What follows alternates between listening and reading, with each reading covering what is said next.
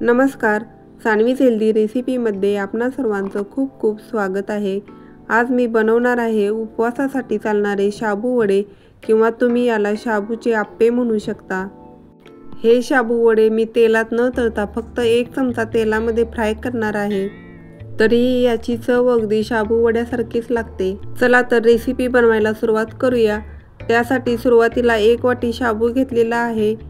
मी हा शाबू 2 वेळा पाण्याने स्वच्छ धुवून घेतलेला आहे। आता शाबूमध्ये थोडंसं पाणी घालून रात्रभर भिजवून घ्यायचं आहे किंवा तुम्ही सकाळी भिजत घालणार असाल तर अगदी 4 ते 5 तास भिजवला तरी चालू शकतो।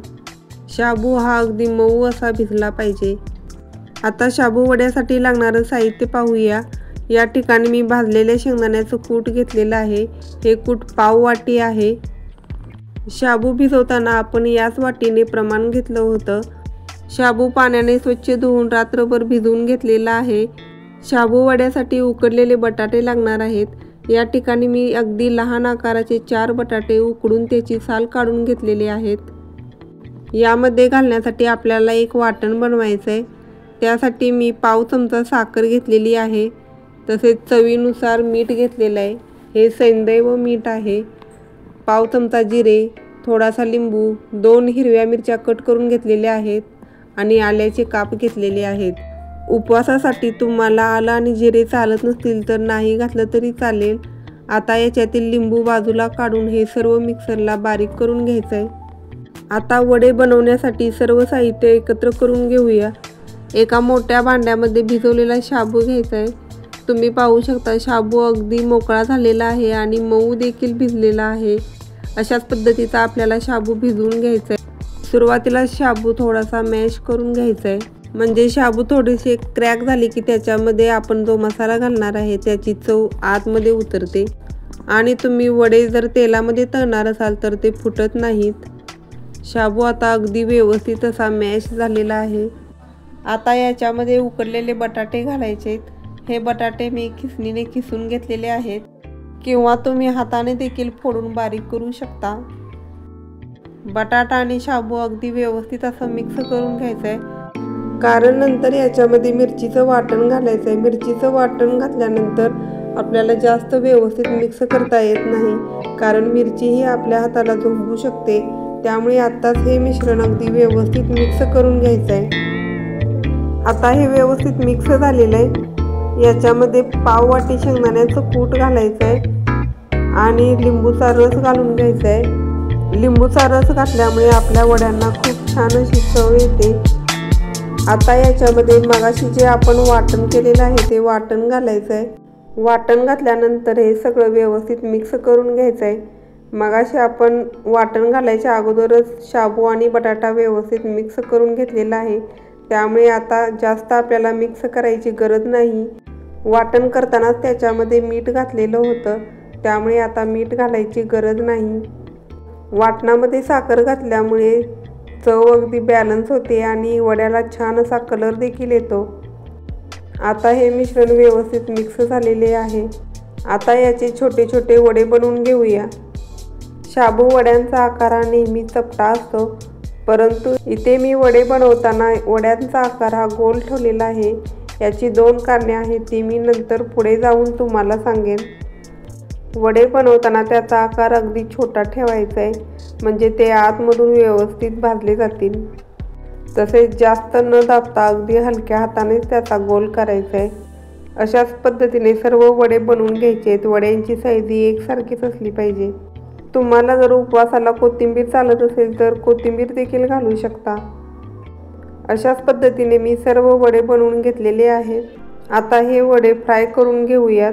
वडे फ्राय करण्यासाठी इथे मी आप्पे पात्राचा वापर करणार आहे। मगाशी मी सांगितल्याप्रमाणे वड्यांचा आकार का गोल केलेला आहे, तर याचं पहिलं कारण म्हणजे शाबू वडा कढईत न तळता आप्पे पात्रामध्ये फ्राय करणार आहे। आप्पे पात्र गरम झालेलं आहे। याच्यामध्ये सर्व साच्यामध्ये थोडं थोडं तेल घालून घ्यायचं आहे। इथे तुम्ही पाहू शकता अगदी कमी तेल साच्यामध्ये घातलेलं आहे। जर तुम्ही कढईमध्ये वडे तळणार असाल तर तुम्हाला खूप सारं तेल घ्यावं लागतं। तेल घातल्यानंतर याच्यामध्ये आपण बनवलेले वडे घालून घ्यायचे। साच्यामध्ये वडे घालत असताना सुरुवातीला बाहेरच्या साईडने सर्व वडे घालून घ्यायचे आहेत आणि शेवटी मध्ये वडे घालून घ्यायचे आहेत, कारण मध्ये गॅसची फ्लेम ही जास्त प्रमाणात लागते आणि वडे करपण्याची शक्यता असते, त्यामुळे सगळ्यात शेवटीच वडे घालायचे। आता सर्व साच्यामध्ये वडे घालून झालेले आहेत। याच्यावरती झाकण ठेवून गॅसची फ्लेम ही मीडियम करायची आहे आणि 5 मिनिट वाफवून घ्यायचं आहे। गॅसची फ्लेम ही मीडियमच ठेवायची आहे। गॅस जर तुम्ही मोठा केला तर बाहेरून वडे भाजले जातील, परंतु आतमध्ये कच्चेच राहतील। आता 5 मिनिटांनंतर याची खालची बाजू थोडीशी भाजलेली असते, ती परतून घ्यायची। वड्यांचा आकार हा गोल करण्याचं दुसरं कारण म्हणजे आकार गोल केल्यामुळे वडे हे आपल्याला व्यवस्थित सगळ्या साईडने फ्राय करता येतात। सर्व वडे हे पलटून घ्यायचे आणि जिथे कच्ची बाजू आहे ती खालच्या साईडला करायची आहे, म्हणजे ते व्यवस्थित खालून भाजले जातील। हे वडे फ्राय करत असताना आता याच्यावरती झाकण ठेवायची गरज नाही, फक्त सतत परतत राहायचं आहे। ज्या ठिकाणी कच्ची बाजू आहे ती खालच्या साईडला करायची। हे वडे बनवल्यानंतर कोणाला विश्वासच बसणार नाही की फक्त 1 चमचा तेलामध्ये आपण हे सर्व वडे फ्राय केलेले आहेत। या वड्यांची चव देखील अगदी तळलेल्या वड्यांसारखीच लागते, काही फरक जाणवत नाही। गॅसची फ्लेम ही मीडियम ठेवूनच आपल्याला सतत परतत हे फ्राय करून घ्यायचे आहेत। गॅस मोठा केल्यामुळे वडे हे बाहेरून भाजल्यासारखे वाटतात, परंतु आतमध्ये कच्चेच राहतात। अगदी 15 मिनिट लागतात हे व्यवस्थित फ्राय व्हायला। जर तुम्ही वडे तळणार असाल तर ते अगदी 4-4 वडे तळावे लागतात आणि त्यासाठी खूप वेळ लागू शकतो।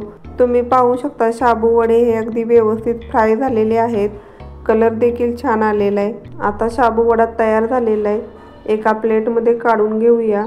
प्लेटमध्ये मी टिश्यू पेपर घेतलेला आहे, त्याच्यावरती सर्व वडे काढून घ्यायचे, म्हणजे एक्स्ट्राचं तेल टिश्यू पेपर शोषून घेतो। परंतु हे वडे टिश्यू पेपरवरती जास्त वेळ ठेवू नका, नाहीतर टिश्यू पेपर हा वड्यांना चिटकून बसतो। तुम्ही पाहू शकता शाबू वडे अगदी छान झालेले आहेत, त्याला कलर देखील अगदी छान आलेला आहे आणि अगदी कुरकुरीत देखील झालेले आहेत। आणि तुम्ही पाहू शकता अगदी आतूनही व्यवस्थित भाजलेले आहेत, अजिबात कच्चा राहिलेला नाही। चवीला देखील खूप छान लागतात। तुम्ही देखील अशा प्रकारे वडे बनवून पहा, घरातील सर्वांना खूप आवडतील। रेसिपी आवडली असेल तर लाईक करा, शेअर करा, कमेंट करा। या चॅनेलवर नवीन असाल तर सबस्क्राईब करायला विसरू नका। पुन्हा भेटूया अशाच नवनवीन रेसिपीज घेऊन, तोपर्यंत धन्यवाद।